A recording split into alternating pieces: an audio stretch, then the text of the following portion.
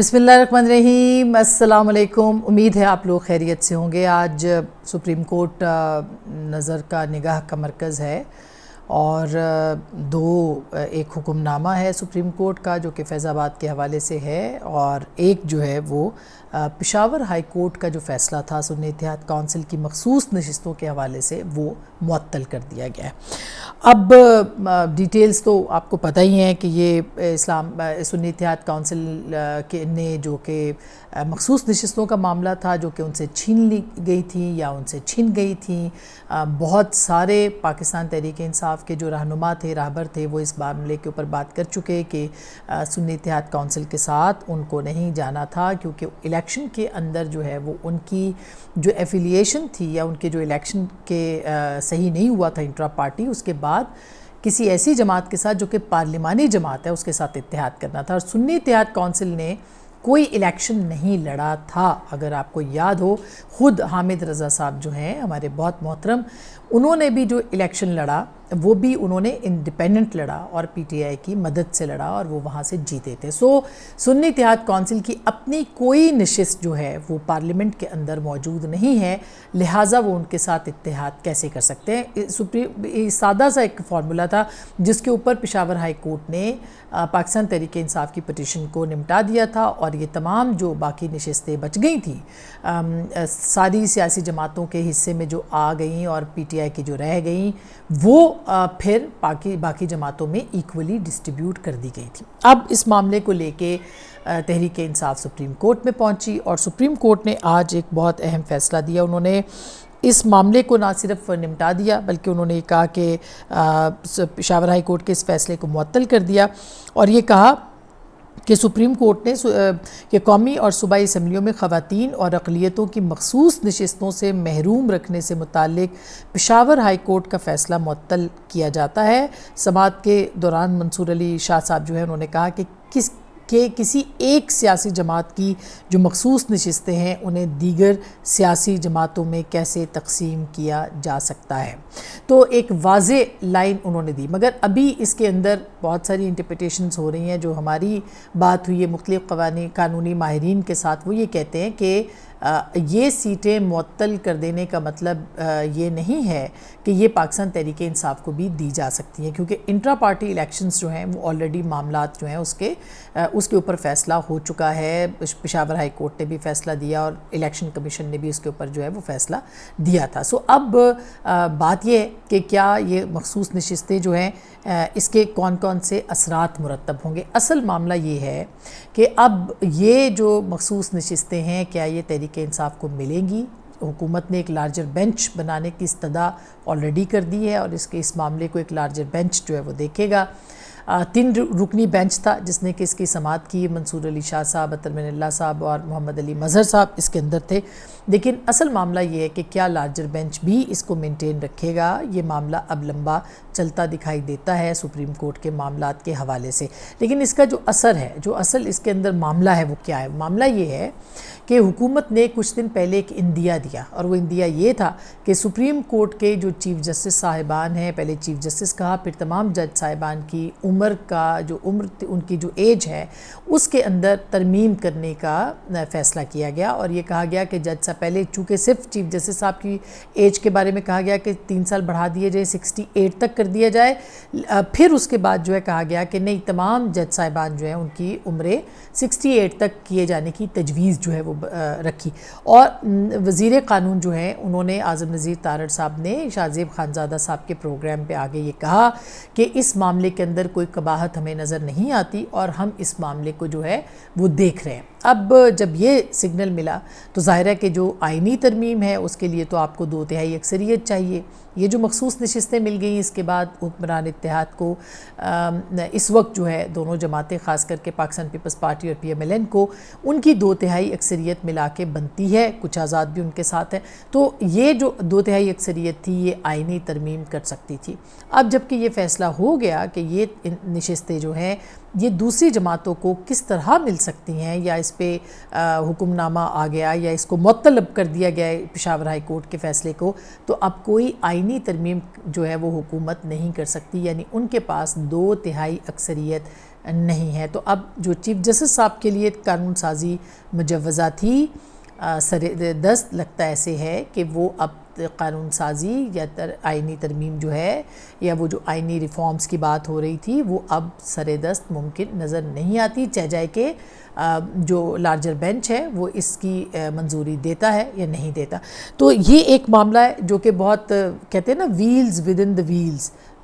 یعنی ایک گھن چکر ہے، اور اس گھن چکر کو جو ہے وہ دیکھنا ہے۔ اس کے اور بھی بہت سارے اثرات نکلتے ہیں، کون کہاں پہ کس کو کتنا فیسیلیٹیٹ کر رہا ہے، یہ کسی کے خلاف ہے یا نہیں ہے، کس کو فائدہ دے گا کس کو فائدہ نہیں دے گا، یہ چیف جسٹس کے ہی خلاف ہے صرف یا باقی جج صاحبان کے بھی خلاف ہے، اس میں کیا جج صاحبان اکٹھے ہو گئے یا نہیں ہو گئے، یہ ایک الگ کہانی ہے۔ مگر اس وقت تک کی جو انٹرپریٹیشن ہے وہ یہ ہے کہ جو پاکستان کی سیاسی جماعتیں ہیں، حکمران اتحاد ہے، اس کے پاس 2/3 اکثریت اب قومی اسمبلی کے ایوان کے اندر موجود نہیں ہے جو کہ آئینی ترمیم کے لیے چاہیے ہوتی ہے۔ اب آتے ہیں دوسری جو خبر ہے، اور وہ بہت اہم خبر ہے، وہ ہے جو فیض آباد دھرنا کیس ہے۔ اس کیس کے حوالے سے اگر دیکھا جائے تو آج چیف جسٹس صاحب نے دھجیاں بکھیر دی ہیں اس کمیشن کی، جو کمیشن جو ہے بنایا گیا تھا نومبر میں گزشتہ برس، اور یہ سپریم کورٹ کی جو ہماری جو نگران حکومت تھی کاکڑ صاحب کی، اس نے یہ تخلیق کیا تھا، اور اس جو فیصلہ تھا، اس کمیشن تھا، اس نے جو فیصلہ کیا اس میں بہت سی متنازع چیزیں جو تھی وہ آئیں سامنے۔ اس میں ایک سب سے اہم بات ہمارے پروگرام میں خواجہ آصف صاحب نے کہا کہ جب وہ کمیشن کے سامنے پیش ہوئے تو کمیشن ان کو غیر سنجیدہ نظر آیا، جس کے باہر وہاں سے نکلتے ہی انہوں نے ایک ٹویٹ بھی کیا تھا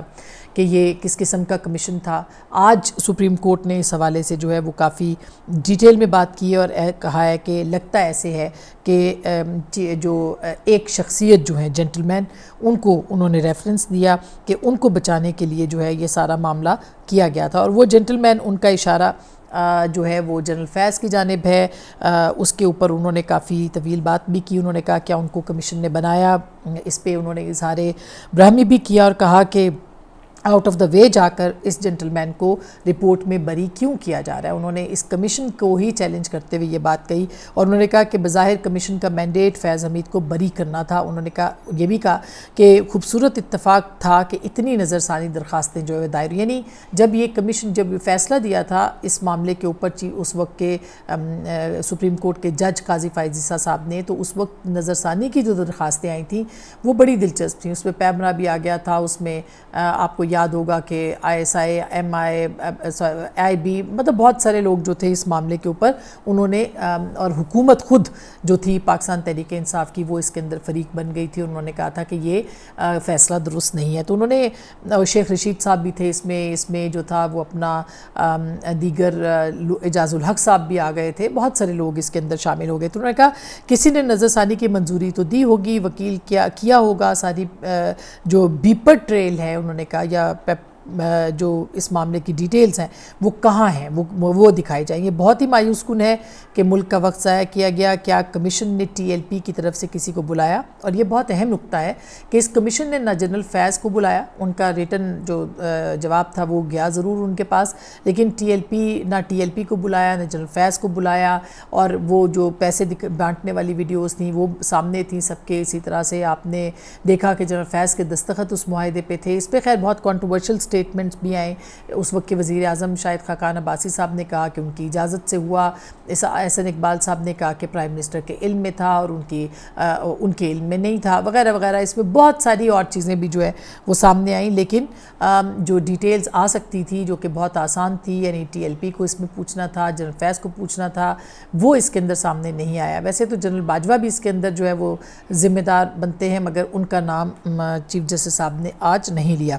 ان کا مزید کہنا تھا کہ TLP والے ان کی معاونت کر دیتے، ان کو بلاتے، انہیں ڈر لگ رہا تھا، جن سے متعلق انکوائری کر رہے تھے ان کا موقف لے لیتے۔ ان کو بھی بلایا گیا جن کے پاس سے اسلحہ برآمد ہوا، اسلحہ لانے والوں کی نیت تو واضح تھی، یعنی خود چونکہ انہوں نے اس پہ فیصلہ دیا تھا ان کو ساری ڈیٹیلز پتہ تھی۔ انہوں نے کہا کہ ان کو بھی بلایا جاتا جن سے اسلحہ نکلا تھا،